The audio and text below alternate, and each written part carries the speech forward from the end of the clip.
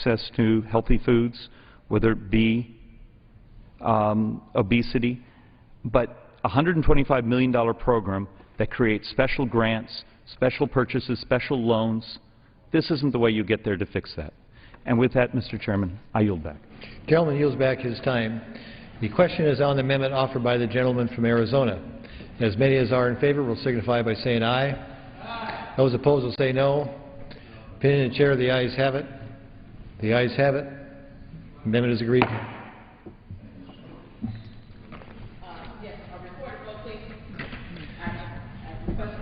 Pursuant to Clause 6 of Rule 18, further proceedings on the amendment offered by the gentleman from Arizona will be postponed.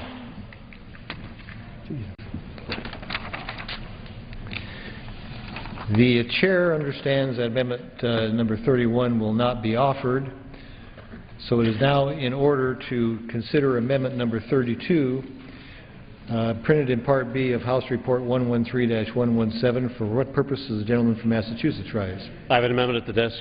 Clerk will designate the amendment. Part B, Amendment number 32, printed in House Report number 113-117, offered by Mr. Tierney of Massachusetts. Pursuant to House Resolution 271, the gentleman from Massachusetts and a member opposed will each control 5 minutes. The chair recognizes the gentleman from Massachusetts. I thank you, Mr. Chairman.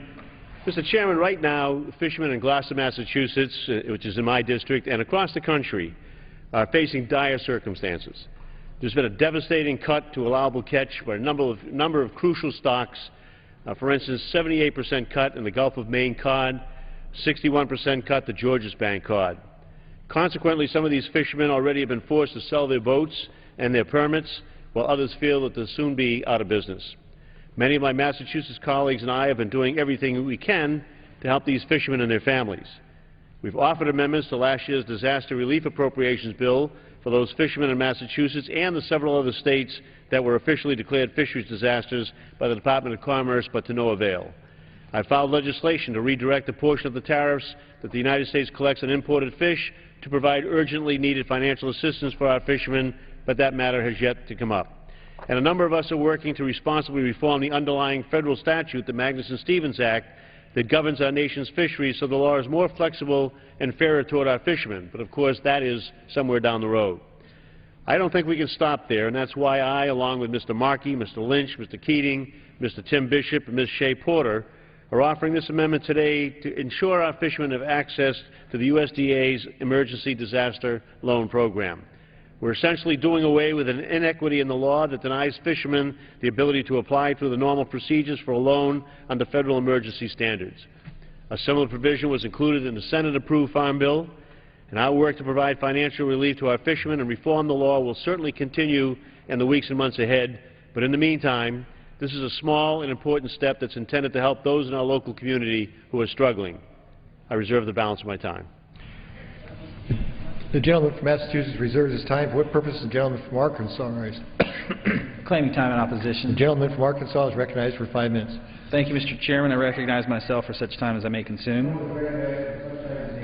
I thank the Chairman, and I must oppose with respect the gentleman's amendment.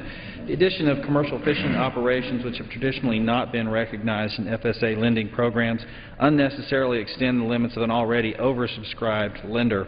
Commercial fishermen in need of disaster assistance are already able to apply for loans from both Farm Credit and the Small Business Administration. Mr. Chairman, with that I reserve. The gentleman reserves his time. The gentleman from Massachusetts. Thank you. Mr. Chairman, we're basically trying to settle an inequity here where the loans that are available to the fishermen, of course, are at 3% or 4%, not the 2.25% that would make a substantial difference to them if they were there. And we're not giving them any preference over anybody else. They would just get the equitable right to apply for and seek those loans. And with that, I reserve the balance of my time. The gentleman reserves his time. The gentleman from Arkansas. I continue to reserve. The gentleman reserves his time. As do I. Are you prepared to have any other speakers? No. If the gentleman is prepared to close, then I'll follow and close. Closed? No, the gentleman from Arkansas has a right to He's on the committee? close. Yeah, he's on the committee. Right. Look, I just reiterate what I said earlier, Mr. Chairman. These people are in dire straits. There has been nothing that we've been able to do, even though they've been declared eligible for disaster relief. This Congress has yet to afford them any of that relief. The fleets are shrinking. They are going out of business. They have all sorts of debt and problems with their gear and their property on that. They need the access to this low-interest loan of 2.25%. It gives them no more preference than anybody else on this, and it makes available to them a much-needed supply. It is passed. It's in the Senate version. The Senate version score showed there was no increase in the scoring on that, and I would hope that my colleagues would have some compassion for the fishing industry as they do for others in this country that are in this type of situation. And with that, I yield back. Gentleman yields back his time. The gentleman from Arkansas. I thank the chairman, and I thank the gentleman from Massachusetts for his input on this. I continue to oppose the amendment. I certainly sympathize with those affected by disaster, and given the current fiscal environment, it just defies common sense to implement new duplicative lending programs. And, Mr. Chairman, with that, I yield the balance of my time. Gentleman yields back the time. Question is on the amendment offered by the gentleman from Massachusetts. As many as are in favor will signify by saying aye. Aye. Those opposed will say no. Opinion of the chair, the noes have it. Request recorded vote. Pursuant to Clause 6 of Rule 18, further proceedings on the amendment offered by the gentleman from Massachusetts will be postponed.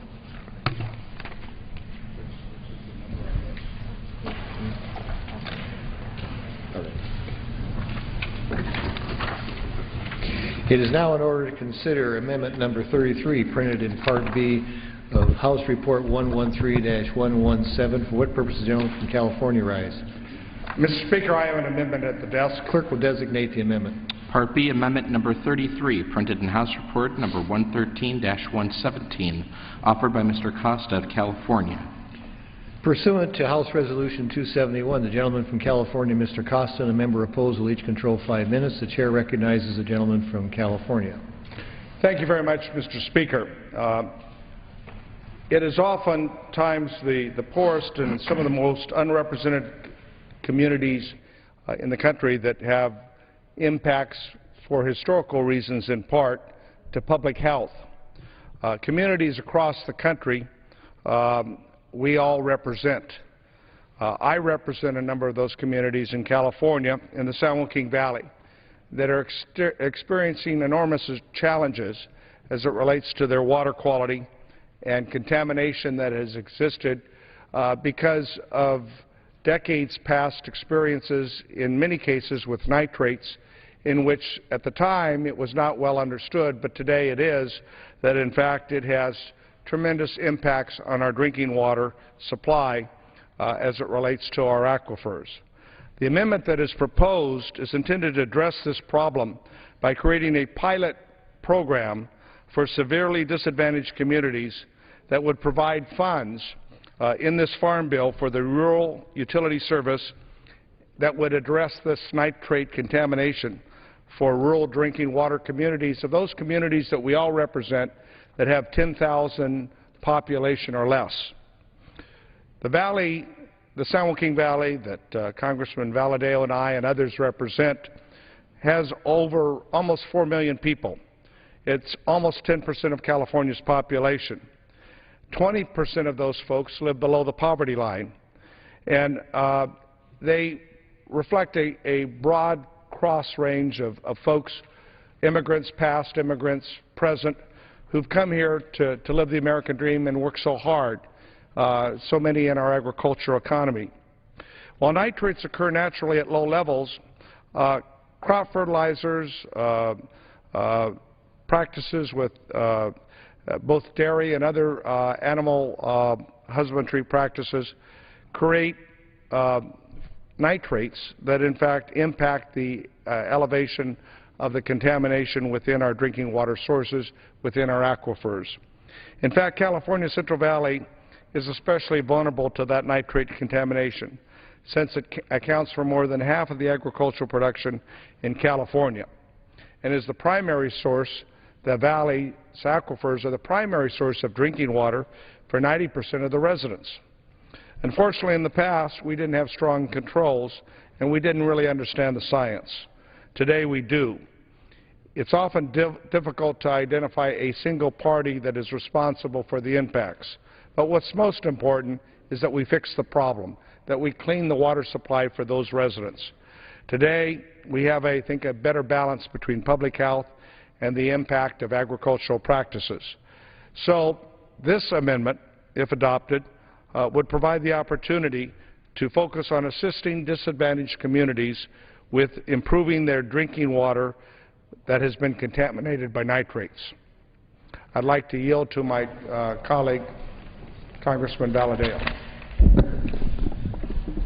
Thank you. I rise in support of the gentleman from California, Mr. Costa, and his amendment. Groundwater provides drinking water for more than one-half of the nation's population, and is the only source of drinking water for many rural communities, like those in my Central Valley Congressional District. Many do not have access to a clean, safe supply of water and are unable to access the funding or resources necessary to develop sustainable water supplies and improve their water infrastructure. In the Central Valley, nitrate contamination is all too common. While contamination can occur for many reasons, oftentimes no one is directly responsible. Cleanup costs are then borne by the affected community. Through my position on the House Appropriations Committee, I worked to ensure language was included in the House Agriculture Appropriations Bill to require the Department of Agriculture to provide a report to the Appropriations Committee regarding their programs and outreach efforts to disadvantaged communities who are impacted by water supply issues. Every family in America should have clean drinking water. Anything less is unacceptable. I yield back the balance of my time. Gentleman yield? Yes. The gentleman yields to Mr. Crawford. Thank you, Mr. Costa. I appreciate it. I'm on behalf of Chairman Lucas. I certainly want to extend my appreciation for the gentleman's work on this issue, and if the gentleman would be willing to withdraw his amendment, I have been assured by the chairman that he is more than willing to work with you on this important issue. Yes, Congressman Crawford, the gentleman would be more than willing to yield to Chairman Lucas and to Ranking Member Peterson, and we appreciate your willingness to work with us together on this effort to ensure that we can deliver resources that are important to our small communities throughout the country that are impacted in this way. I will withdraw the amendment and continue to work with you. Without objection, the amendment has been withdrawn.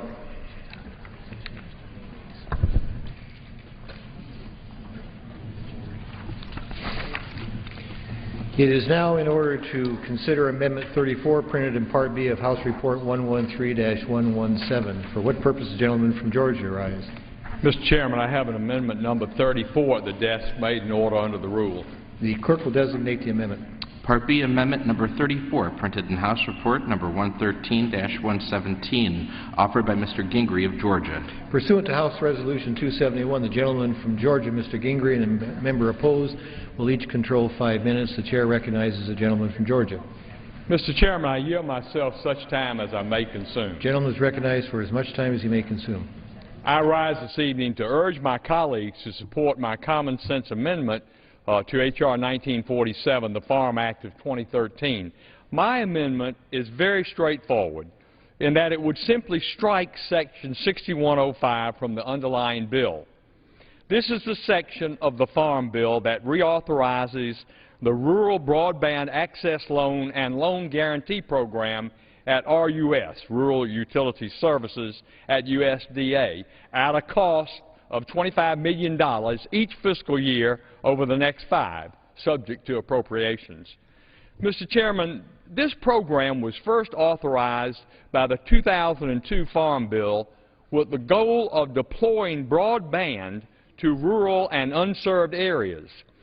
Despite this goal, the Rural Broadband Loan Program has been riddled with numerous problems. In the 112th Congress, I was a member of the Energy and Commerce Subcommittee on Communications and Technology. During a hearing held in the subcommittee in February of 2011, I first learned of problems within this program. USDA Inspector General Phyllis Fong testified on a variety of issues at RUS that prevented it from being effective. She testified that in the 2005 OIG audit of the program, 159 of the 240 communities associated with loans in 2004, 66% of the loans already had pre-existing broadband service in contravention of the statutory intention of these funds. Unfortunately, Mr. Chairman, the problems were only exacerbated in the 2009 OIG audit. Of the 14 recommendations made by OIG in 2005, RUS only took action on 6 of them. Between 2005 and 2009, RUS made loans to broadband providers serving 148 communities within 30 miles of urban areas with 200,000 or more residents. Furthermore, RUS approved 34 of 37 applications for providers where service lines already existed.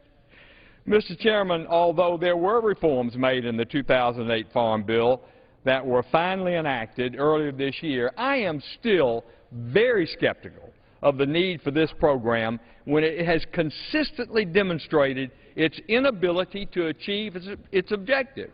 And with that, Mr. Chairman, I reserve the balance of my time. The gentleman reserves his time. For what purpose the gentleman from New York rise?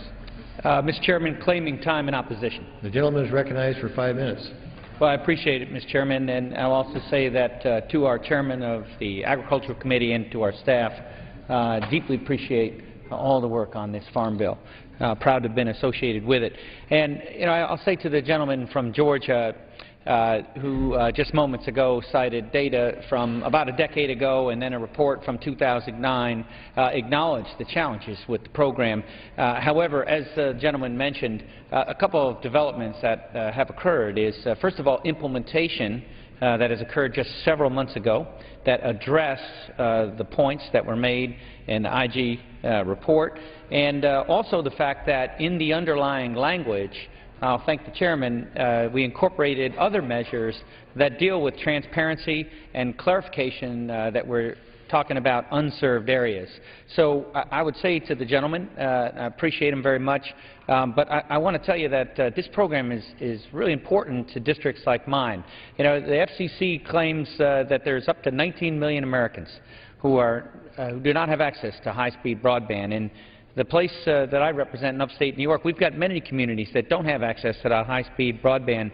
And, you know, a program such as this has been helpful and will be helpful going forward. I want to remind everyone, it's worth pointing out that this is a loan program that is paid back with interest. And, you know, this expanding broadband helps us not only with job creation, but it helps us with health care delivery, it helps us with education and overall quality of life. And I know that even in your own state that this has been a program that has done some good, certainly needed reform, and has happened. Reform has come about. So, you know, what I would say to the gentleman, I appreciate his concern for the taxpayer. I share that concern and believe that we have made significant progress with regard to transparency, efficacy in the program, and want to see us continue this program because, you know, we need to move forward and continue to, just as we did with electrification for this country, to see all communities have access to high-speed broadband. And with that, I reserve the balance, and I'll be recognizing my friend here in a second, but I'll reserve the balance. The gentleman reserves his time. The gentleman from Georgia. Well, Mr. Chairman, at this time I would like to yield to myself such time as I may consume. The gentleman is recognized for as much time as you may consume. I remind my good friend from New York that the Solyndra was a loan program, too, that was supposed to be paid back with interest. And I offer this amendment because there is something better. There is something better. And I certainly understand, I appreciate the efforts taken by the gentleman mentioned, taken by the chairman of the Agricultural Committee for creating further transparency with the RUS Rural Broadband Loan Program. However, despite these improvements, I still am incredibly skeptical of this program. Mr. Chairman, since its inception, Congress has appropriated nearly $130 million taxpayer dollars toward this program, and I feel as that RUS has consistently missed the mark.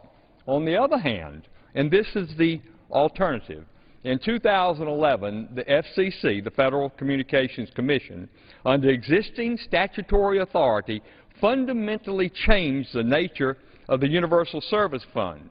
And they created the Connect America Fund with essentially the same goal as this rural broadband loan program.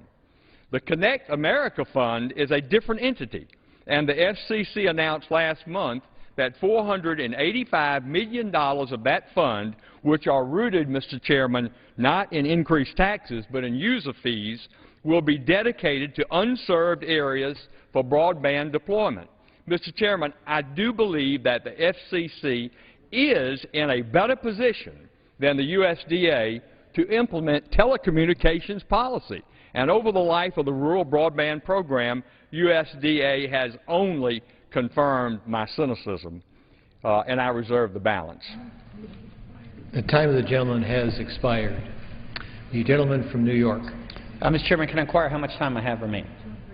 The gentleman has 2 3/4 minutes remaining. At this time, I yield 2 minutes to my friend from Virginia, Mr. Whip. The gentleman from Virginia is recognized for 2 minutes. Thank you, Mr. Chairman, and I thank the gentleman from New York for yielding. Mr. Chairman, I have the privilege every evening to travel back to the northern neck of Virginia. It's just an hour and a half from D.C. That area is not served by broadband. And we all know how important it is to have that service. Folks there are stuck with 1990s technology, dial-up. And if you've ever had to deal with that, you know how frustrating that is. We know for rural areas that economic development, job creation, educational opportunities are all tied to broadband access. Granted, there may be challenges with the Rural Utility Service Program, but nonetheless, those areas need that particular service. I want to make sure that they get that. That's why I oppose this amendment. I understand the gentleman's frustration with that, but the RUS loan program, broadband loan program, does provide needed leverage to fund construction. It also provides the ability to improve our systems in these areas, to acquire facilities and equipment that are needed to provide broadband to these communities. Folks, this is absolutely critical. This amendment unfortunately takes us away from that. I want to make sure that reforms are put in place so the system works, not taking away that opportunity for our rural areas. And Mr. Chairman, with that, I yield the balance of my time. Mr. Chairman, might I ask 15 seconds to me for closing? I reserve the balance. Well, the gentleman from Georgia's time has expired, so the gentleman from New York is the only one that has time at this point. And how much time do I have, Mr. Chairman? He has 1 1/2 minutes remaining. I want to yield 30 seconds to my friend to demonstrate the bipartisan nature of this amendment, my friend from California, Mr. The gentleman Chairman. from California is recognized for 30 seconds. Thank you, Mr. Chairman, and thank my friend from New York. I thought it's so very unfair that the majority party would be fighting this out without somebody from the minority party jumping in opposition to the proposal. I'm delighted the FCC has provided $400+ million for what is a very essential service.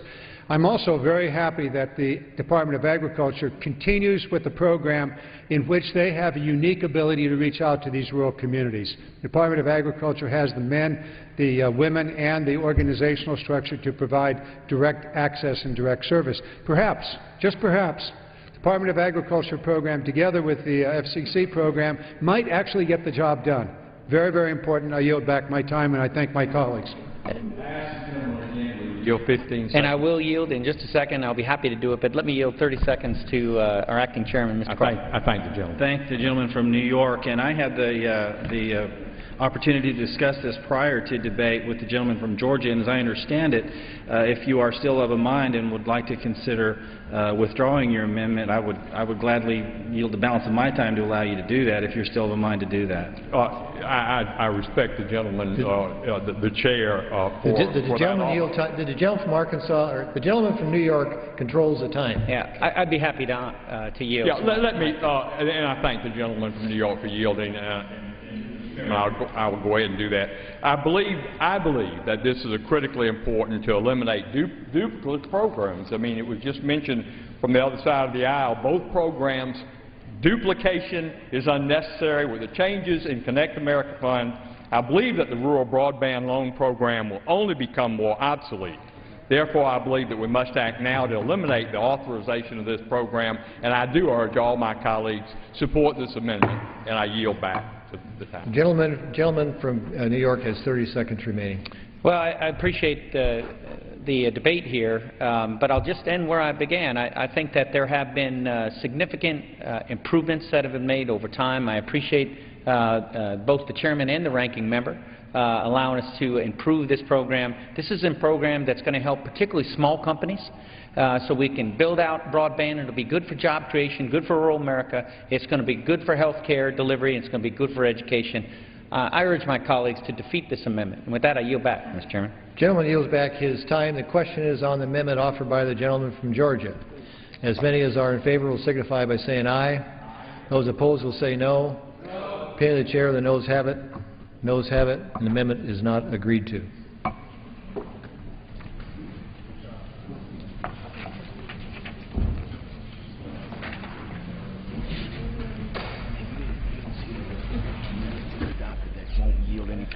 Mississippi.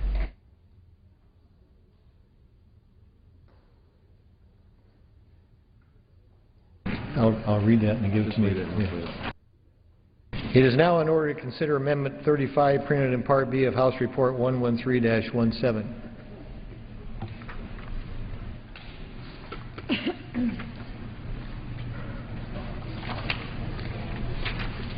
It is now in order to consider Amendment number 36 printed in Part B of House Report 113-117. For what purpose the gentleman from Mississippi rise? I have an amendment at the desk. Clerk will designate the amendment. Part B, Amendment Number 36, printed in House Report Number 113-117, offered by Mr. Palazzo of Mississippi. Pursuant to House Resolution 271, the gentleman from Mississippi, Mr. Palazzo, and a member opposed will each control 5 minutes. The chair recognizes the gentleman from Mississippi. I yield myself as much time as I may consume. The gentleman is recognized for as much time as he may consume.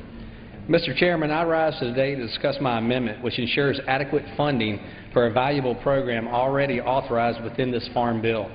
My amendment would simply provide the funding of the Agricultural Technology Innovation Partnership from the funds already available for that purpose.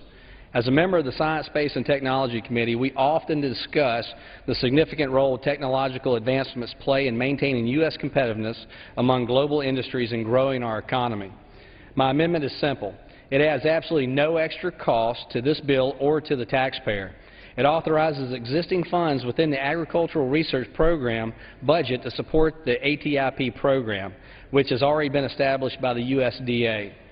For those of you unfamiliar with the program, the Agricultural Technology Innovation Partnership, ATIP, is a partnership set up to harness the research and development capabilities and innovations of USDA's research programs for technology-based economic development.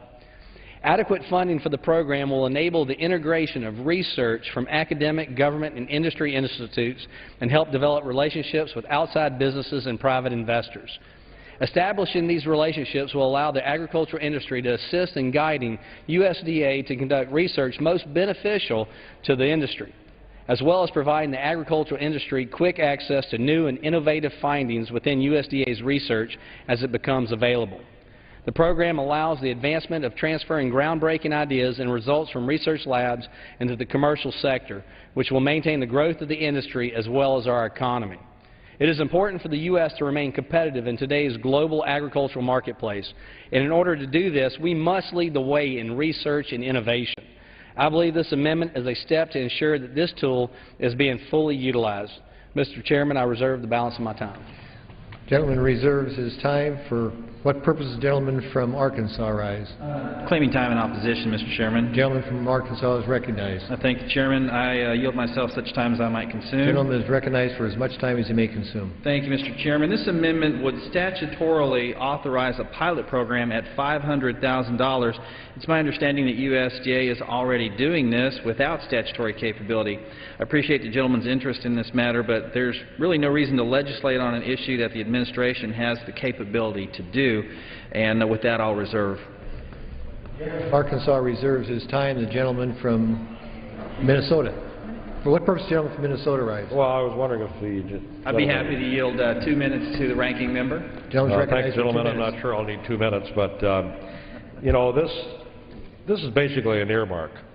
You know, and all kinds of people want to put in bills to allocate their money to ARS. We don't have enough research money for wheat and whatever else, and you know, we can't be doing this because it's going against everything else that was agreed to. I mean, I thought you guys had decided we weren't going to have any earmarks, weren't going to do these kinds of things, so I would hope that we would not support this amendment, and I join the gentleman from Arkansas in opposing it. And yield back to the gentleman from Mississippi, or the gentleman from Arkansas. The gentleman from Mississippi is recognized. Well, thank you, Mr. Chairman. I mean, drafting this amendment, I saw nowhere where it was actually would be considered an earmark. I'm definitely opposed to earmarks in this Congress, and it doesn't specify an entity in a certain state or a certain location. So I definitely don't think, I mean, if you just want to tag something as an earmark just to kill an amendment, you know, go about and say, you know, explain why this amendment may be bad, but don't just sit there and say that this is, you know, an earmark just because everybody's going to run from it. I see no reason why it would be considered such, but if the gentleman from Arkansas will work with me in addressing this, to possibly pursue this in the final legislation, I would definitely consider withdrawing my amendment, and I reserve the balance of my time. Gentleman reserves his time. The gentleman from Arkansas. I thank the gentleman from Mississippi, and I feel like the chairman would certainly be of mind to work with the gentleman from Mississippi on this if he is inclined to withdraw the amendment. I am, Mr. Chairman, and with that I yield back the balance of my time. The gentleman withdraws his amendment? I withdraw my amendment. The amendment is withdrawn.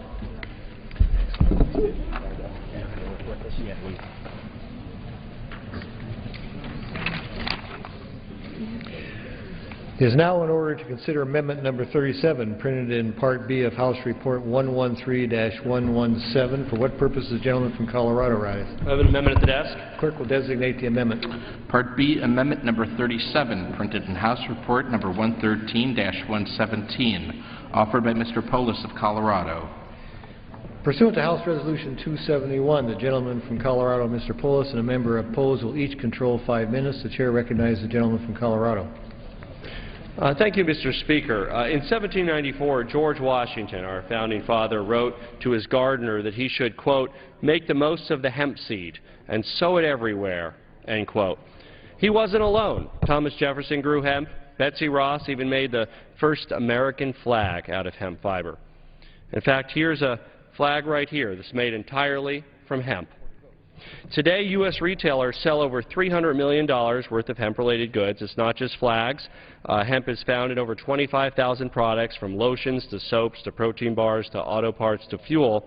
Yet, somehow it's caught up in a completely unrelated drug war that prevents American farmers from growing this crop and forces us to import it from other countries. Our institutions of higher education can't even grow or cultivate hemp for research purposes.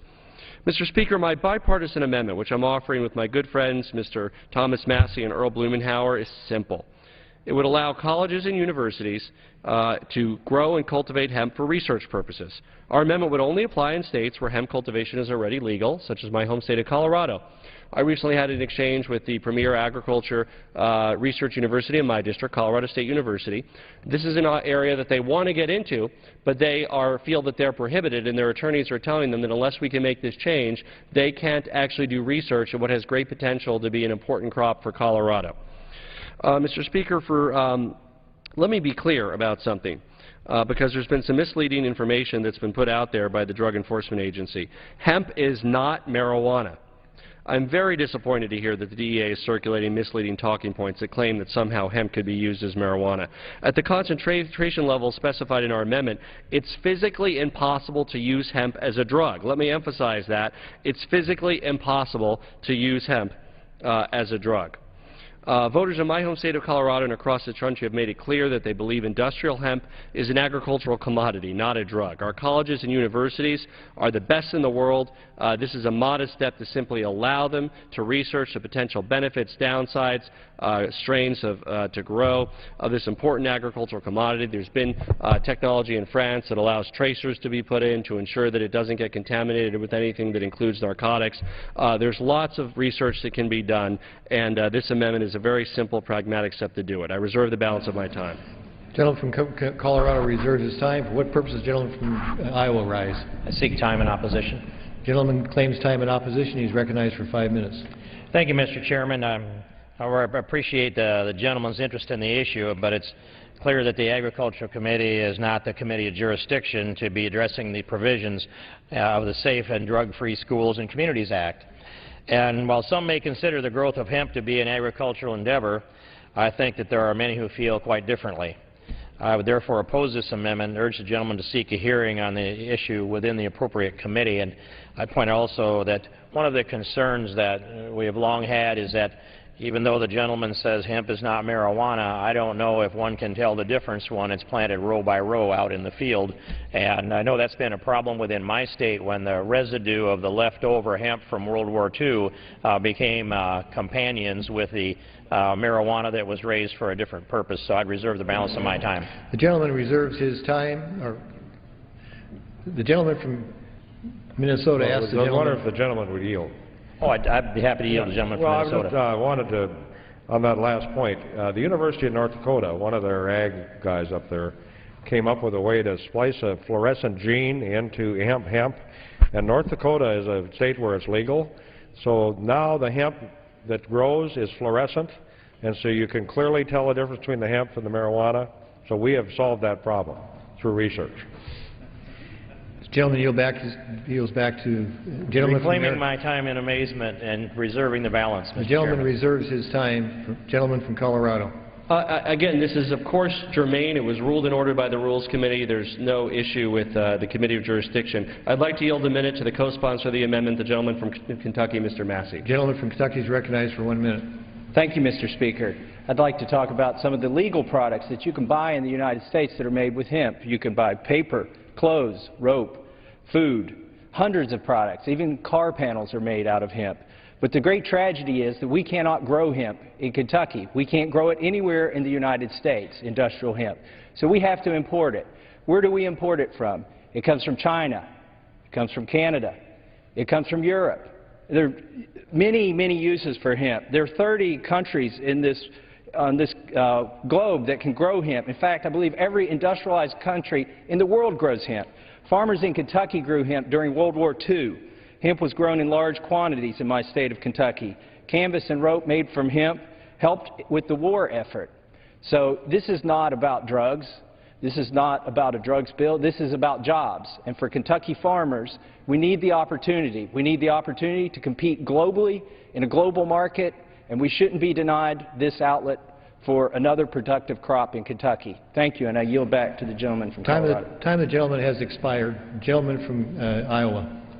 Thank you, Mr. Chairman. I yield myself as much time as I may consume. The gentleman is recognized for as much time as he may consume. And I also would like to remark that the gentleman from Colorado, it wasn't a surprise to me to see that Colorado is the state that has legalized marijuana.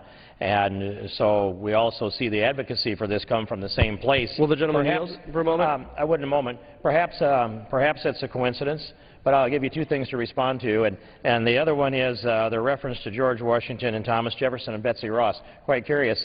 And I don't think we advocate all the things that they might have participated in. 2 out of 3 of those would have fit within a category of an ownership that I don't really care to bring up today, even though today is Juneteenth. So I'd yield to the gentleman from Colorado. In addition, Colorado did legalize recreational use of marijuana. It also separately has legalized industrial hemp. So there are a number of states, more states that have legalized industrial hemp that have done anything with regard to recreational use of marijuana or even medicinal use of marijuana. All very different issues, and states are taking them up as we speak. And reclaiming my time, I recognize that the gentleman's amendment only applies to states that have already legalized it. Yeah. And that's true. Nonetheless, I urge opposition to this amendment, Mr. Chairman, under the basis of this, that we haven't had a full hearing on this. We don't have a knowledge base behind it. We have each our own understanding of it. Mine is a debate that I have seen that's gone on for years, which is when you plant hemp alongside marijuana, you can't tell the difference. And so it opens up the door for the recreational agriculture of the marijuana drug, and for that reason alone I oppose it, but I'd urge the gentleman to seek a hearing in the appropriate committee and urge the defeat of this amendment, and I reserve the balance of my time. The gentleman reserves his time. The gentleman from Colorado. I'd like to inquire of the Chair how much time remains on both sides. The gentleman has gentleman from Colorado has 1 1/2 minutes remaining. The gentleman from Iowa has 2 minutes remaining. Okay, I yield 1 minute to the gentleman from Kentucky, Mr. Barr. The gentleman from Kentucky is recognized for 1 minute. Thank you, Mr. Speaker. We should explore the opportunity to produce industrial hemp here in the United States. This amendment would allow us to take a first step, carefully and deliberately, It will allow research institutions in our states, including my home state of Kentucky, to grow industrial hemp for the purpose of agricultural research, helping provide the information we need to consider future expansion of production. Our states deserve this opportunity to demonstrate the usefulness and viability of this crop for our farmers. Kentucky was once the nation's leading producer of industrial hemp. I encourage and support the passage of this amendment. I yield back. Gentleman yields back to the gentleman from Colorado, the gentleman from Iowa. Reserve the balance of my time. Gentleman reserves his time. The gentleman from Colorado. I yield the remainder of the time to the gentleman from Oregon, Mr. Blumenauer. The gentleman from Oregon is recognized for 1 minute. Thank you, and I appreciate the leadership of my friend from Colorado and my friend from Kentucky in moving this forward. 19 states have passed pro-industrial hemp legislation. 9 states removing barriers to its production altogether. As has been pointed out, these products are perfectly legal in the United States, some $300 million a year, but it just has to be grown someplace else. It's outrageous that American farmers can't produce it, but what this amendment does is to simply permit the research opportunities for colleges and universities to grow and cultivate hemp for academic and in agricultural research purposes.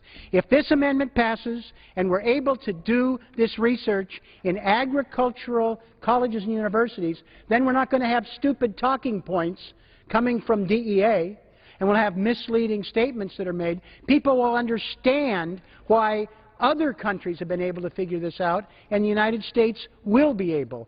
Nobody, regardless of your position on this, should be opposed to allowing our research colleges and universities to be able to do a deep dive to be able to find out what's possible. Gentleman from Iowa. Mr. Chairman, I give myself the balance of my time. Gentleman is recognized for 2 minutes. Thank you, Mr. Chairman. I appreciate the arguments that come forward from the members here, and they do come from states that have voted and expressed their support for the, let's say, for the husbandry of hemp. And it has a long history, and it's been a useful product. But we have outlawed it for clear reasons, and that is, as I said, that you can plant it alongside the recreational use marijuana, and you can't tell the difference. And if we are going to legalize the, let me say, the farming and the experimental agriculture with industrial hemp on our college campuses, that really wouldn't be the first place that I would choose, and I'd yield to the gentleman from Minnesota. Well, I'd say to the gentleman, and we may have differing views on this, but again, the University of North Dakota has spliced a gene into hemp, and I will work with the gentleman to say, if we ever do anything with this, that we'll require that that be done. And that if it's grown in the United States, it has to have the gene spliced into it so it's fluorescent, so you'll clearly be able to tell the difference between hemp and marijuana. And I don't really know anything about marijuana, but I've been told that if you put hemp in with marijuana, it ruins it. I don't know if that's true or not, but anyway, I think there's a way to solve this. You know, and 35% of our cars are made out of hemp. This is a big market, you know, and we should be doing this. So let's work together, and I'd like to bring you this information from North Dakota. We can solve that problem, you know, and maybe move forward. To reclaim my time, I might want to do a night field trip up there and see that fluorescent hemp. All right, we can do that. We'll take you up there in January when it's 40 below. Okay? This is a new piece of information for me, glow-in-the-dark hemp. But I know that they have spliced in the gene from a jellyfish into a monkey, and it glows also in the dark. So I'm confident that the gentleman's science is accurate. But whether we can keep those who raise recreational marijuana from splicing an identical gene into theirs, we've got to deal with the GMO recreational marijuana problem that would be created by this, too. But perhaps the color hues could settle this. In any case, I oppose the gentleman's amendment, and I urge its defeat, and I yield back the balance of my time. Time the gentleman has expired. The question is on the amendment offered by the gentleman from Colorado. And as many as are in favor signify by saying aye. Aye. Those opposed will say no. No. Opinion of the chair, the ayes have it. The ayes have it. Gentleman from on that, I ask a recorded vote. Pursuant to Clause 6 of Rule 18, further proceedings on the amendment offered by the gentleman from Colorado will be postponed. It is now in order to consider Amendment Number 38, printed in Part B of House Report 113-117. For what purpose does the gentleman from California rise? The clerk will designate the amendment. Part B, Amendment Number 38, printed in House Report Number 113-117, offered by Mr. Garamendi of California. Pursuant to House Resolution 271, the gentleman from California, Mr. Garamendi, and a member opposed will each control 5 minutes. The chair recognizes the gentleman from California. I yield myself as much time as I might consume. The gentleman is recognized for as much time as he may consume. To the disappointment of, I suppose, everybody that's here, this isn't nearly as much fun as the last amendment. This is a rather simple amendment. It deals with the 1990 law, the Forest Legacy Act. It simply allows the Forest Legacy Act to be much more efficient and effective. It would allow those states that would like to participate in the Forest Legacy Act to also allow within that state qualified land trust to hold the easement. The benefit of this is it reduces the burden on the state government. The state government doesn't have to manage that easement. It would be managed by a qualified land trust. And it also allows for greater leverage of the money that would be available from the forest legacy projects from both the state and the federal government. It's a win all the way around. This program has been very, very successful in protecting forest lands all around the nation, and it simply would provide, this amendment simply would provide another opportunity to do even more to protect our forests. Now, these forests are not going to be held as national parks or wilderness. These are operating forests. These are forests that would be operating in good modern forest practices, providing wood and fiber into the community and the jobs that go with it. With that, I will hold my remaining time. The gentleman reserves his time. For what purpose does the gentleman from Pennsylvania rise? Mr. Chairman, I rise in opposition to the amendment. The gentleman is recognized for 5 minutes. Thank you, Mr. Chairman. I rise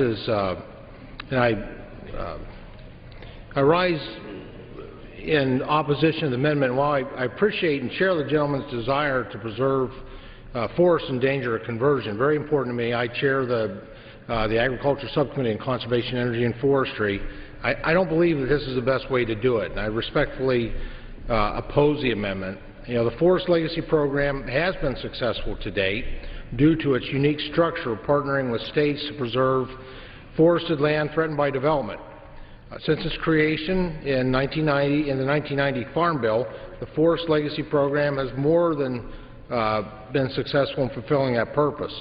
The program has protected more than 2.2 million acres in 43 states and has leveraged $739 million of non-federal funding over the last 20 years. And by opening the program to non-governmental programs, we're doing nothing to promote the program's purpose. Demand is quite high for the program.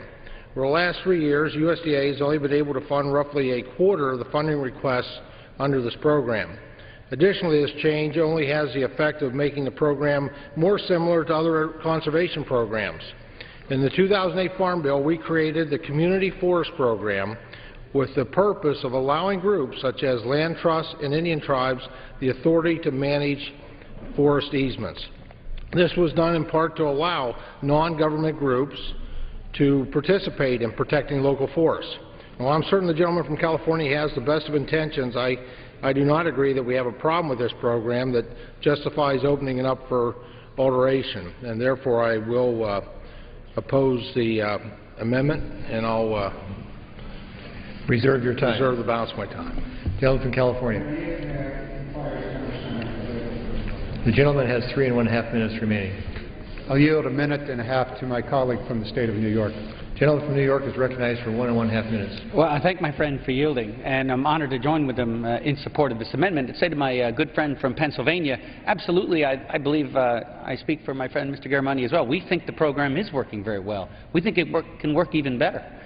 We've got, land trusts in my area of upstate New York that are highly competent. In fact, I'll tell you that they played a major role in preparing me for this Farm Bill.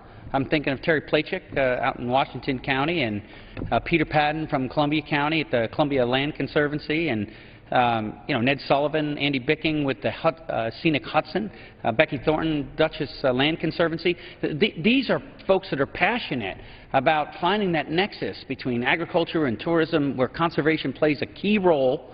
And, you know, their insight, to me, helped me influence this Farm Bill. They're ready to step up and be more involved. That's going to help, as my gentleman, as the friend from California said, it's going to help us use our money in even a more efficient manner and to reach out more in this program. So I urge support of this amendment. This only allows states the authority. You know, it really empowers states to make this decision. I think it's a good choice, and let's do it. I yield back to my friend from California. Time of the gentleman has expired. The gentleman from Pennsylvania.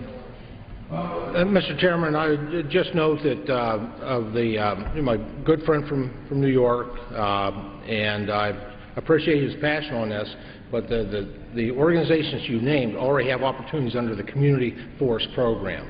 And we have two rather unique programs. One that already, as of the last Farm Bill that was done in 2008, provides the opportunity for non-governmental groups to be able to participate in. And with that, I continue to reserve. The gentleman reserves his time. The gentleman from California. Thank you, Mr. Chairman. My colleague from Pennsylvania, I thought, was making a wonderful argument in support of this legislation. In that you talked about the success of the Forest Legacy Program, and it really has been eminently successful. And you also talked about the demands on the program, and that's true. Many, many states want to implement this program. We also, but you didn't mention the fact that many states don't have the resources to manage additional properties, to manage additional trusts that they've taken. This would allow those states to make a decision. It's a state decision. This is not a federal decision. It's not a decision by a private, nonprofit, qualified trust. This is a decision by the state to welcome into their program a private, nonprofit, qualified trust that does this kind of work that could then manage the trust without the state having to spend the money. The state maintains oversight, and should something happen that the trust is unable to continue, it would then revert to the state. But this is a way of really expanding what apparently the three of us want to have happen. You mentioned another program that does exist. Wonderful. Those programs could work in unison, with the federal government participating, the state government participating, and the private. But the problem here is that under the Forest Legacy Program, the private, non-profit, qualified trust can't participate in that program. So I will reserve the balance of my time. The gentleman reserves his time. The gentleman from Pennsylvania. Well, Mr. Chairman, let me restate again. I recognize there's two different programs. There is one program that was created in 2008 that non-governmental programs can participate in. There is not capacity within the Forest Legacy Program, Mr. Chairman, to add non-governmental programs in. It is specifically designed for partnering with states to preserve forests, land that are threatened by development. And just as a reminder, over the last 3 years, USDA has only been able to fund roughly a quarter of those funding requests at this point, and by extending this would not serve a purpose. I continue to reserve. The gentleman reserves his time. The gentleman from California has 30 seconds remaining. Thank you. I wish we had time to sit down and talk about this. It's really a shame that we're here on the floor at this moment. Really, I think both of us in support of protecting our forests, of enhancing their ability to continue to produce jobs, the food, the fiber, and the wood that we need in our economy and in our society. We're not very far apart. If there's something here that needs to be worked out between these two programs, I'm sure we could do it. But this really gives us an opportunity to really do what I think all of us want, and that is to preserve our forests, keep them in operating production, and allow the nonprofits to participate together with the states. I yield back my time. Time of the gentleman has expired. The gentleman from Pennsylvania. Mr. Chairman, I yield back the balance of my time. The gentleman yields back his time. The question is on the amendment offered by the gentleman from California. As many as are in favor will signify by saying aye. Aye. Those opposed will say no. No. Opinion of the chair, the noes have it. The noes have it. Amendment is not agreed to. Pursuant to Clause 6 of Rule 18, further proceedings on the amendment offered by the gentleman from California will be postponed.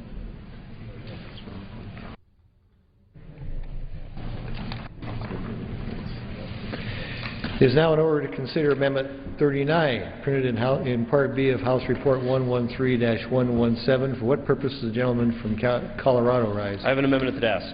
The clerk will designate the amendment. Part B, Amendment number 39, printed in House Report number 113-117, offered by Mr. Polis of Colorado.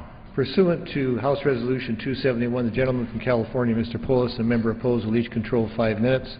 The chair recognizes the gentleman from Colorado. Thank you, Mr. Chair. In my district in Colorado and in other states across the west and northwest, our trees in my district, primarily lodgepole pines, have been plagued by pine beetle.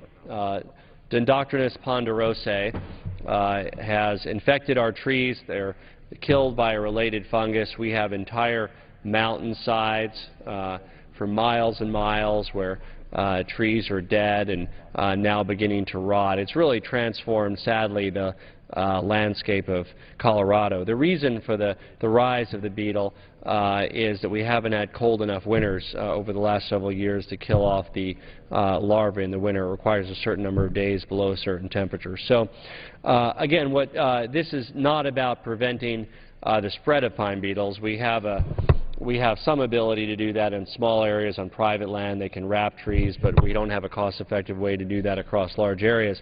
What we do need to do, though, is once the trees have been killed, they represent a tremendous risk for forest fires, particularly when they're near power lines and other sensitive areas. So what my amendment does is it adds language that makes it easier to access federal land. In the West, much of our land, as the chair knows, is owned by the federal government.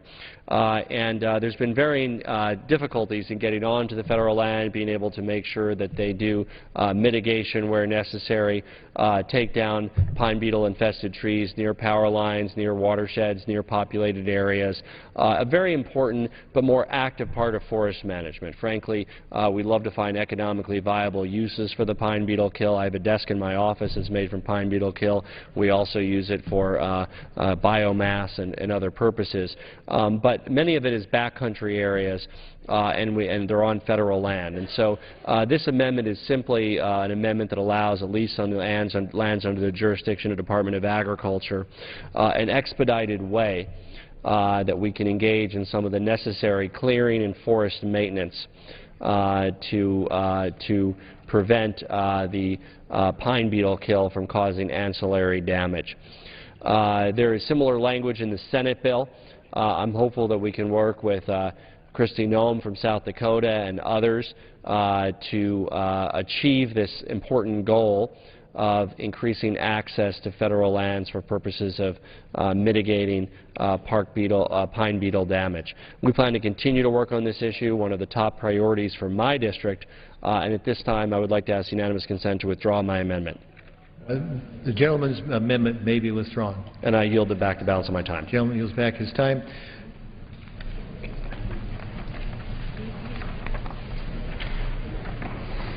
The chair understands that amendment number 40 will not be offered.